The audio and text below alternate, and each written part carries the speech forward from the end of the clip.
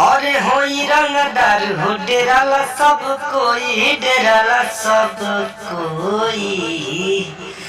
राजा भरजी के दिले बानी दिलबा लभर के दोसर न होई। राजा भरजी के दिले बानी दिलबा लभर के दोसर न होई। तो जी हाँ दोस्तों, नमस्कार, स्वागत करता हूँ आप सभी का जर्सी संगीत से को 398 में। मैं आप सभी का भाई झमन दीवाना आप सभी के लिए लेकर आया हूँ आर्केस्ट्रा बैठक। बिल्कुल फुल और फ्री सॉन्ग है, कहीं भी किसी भी स्टूडियो से गा सकते हैं, ठीक है। तो वीडियो में जो भी हमारे सिंगर भाई नए हैं तो चैनल को सब्सक्राइब करो यार। वीडियो देखते हो सब्सक्राइब नहीं करते हो, चैनल को लाइक नहीं करते हो तो भाई का मोटिवेशन बढ़ता नहीं है। आप लोग भाई का प्लीज़ सपोर्ट कीजिए। तो जो खेसारी लाल जी का गाना आया था बिहावा बिहारे में हुई, पहले मैं गाना मुखड़ा में छोड़ चुका हूँ, तो फिर से आज लेकर आया हूँ उसी ट्रैक पे। बिल्कुल फुल और फ्री सॉन्ग है, वीडियो को एंड तक देखिए, बहुत मज़ा आने वाला है। जो भी सिंगर गाएगा अच्छी तरह गाएगा तो स्टार तो बनना ही है। तो चलिए वीडियो को ज़्यादा बड़ा नहीं करेंगे, वीडियो को स्टार्ट करते हैं। अरे भाई लइके शादी तू कुंवर लागतार, चढ़ली जवानी तुहारे के पिसबारू है गोरी। भाई लइके शादी तू कुंवर लागतार, चढ़ली जवानी तुहारे के पिसबारू।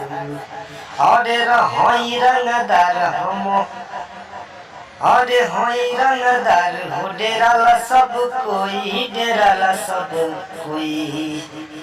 तराज भरजी के दिले बानी दिलबा, तराज भरजी के दिले बानी दिलबा लभर के दोसर न होई।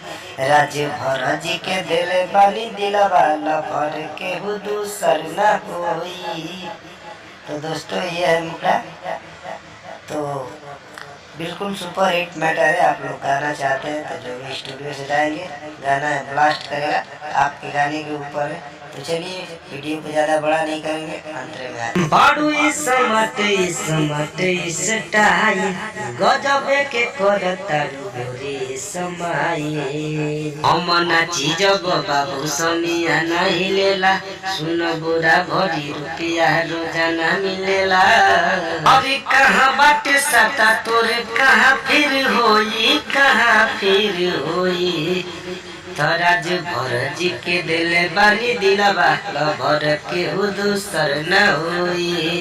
राज भरजी के दिले बानी दिलबा लभर के दोसर न होई। तो दोस्तों ये था अंतरा। अंतरा भी बहुत खतरनाक है, इससे लास्ट वाला अंतरा भी अच्छा है। आप लोग देख सकते हैं, वीडियो पूरा देखिए तो ही मजा आएगा।